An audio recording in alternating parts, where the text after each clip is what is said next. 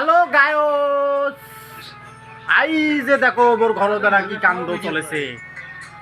I যে দেখো এলে চ্যাংড়া ব্যাংড়া গুলার আড্ডা মরে না ঘরত। আই যে এইটা একটা চ্যাংড়া দেখো, আই চ্যাংড়াটা দেখো মুসুন মুসুত করে হাসেছে।